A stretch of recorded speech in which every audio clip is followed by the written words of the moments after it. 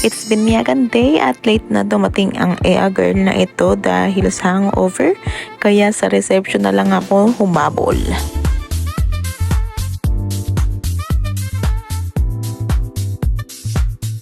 Dito ay tumutulong ako sa pagkuha ng mga perang sinabit sa ninong at ninang, tapos ilalagay sa pitchel para ipunin at bilangin ng mga treasurer nating magaganda.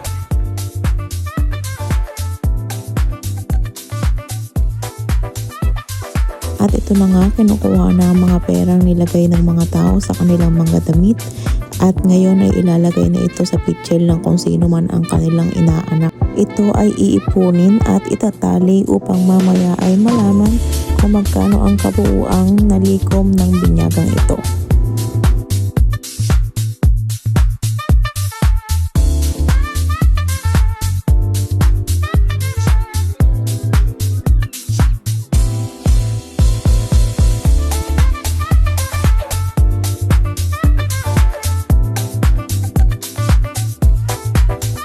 Dito naman ay pinatawag kami ni Papang lahat sa gitna. Ayun pala ay magsasayaw ng budots.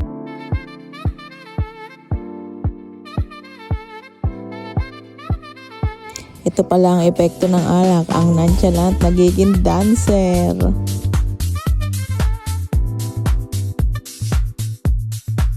Here comes a pretty addition to our family. Her name is Lodi.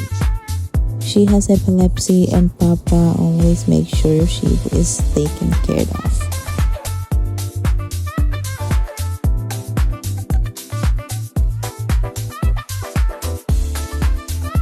Patapos na ang program at biglang sinabi ni Papa na pupunta kami ng Puro Beach para mag-overnight. Empake time ng mga gamit at necessities na kailangan para sa overnight.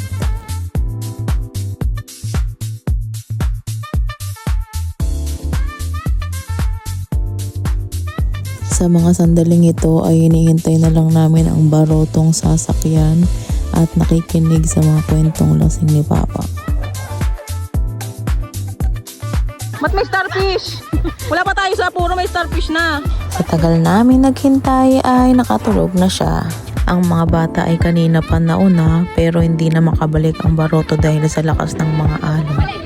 Ayun na si Bengkong.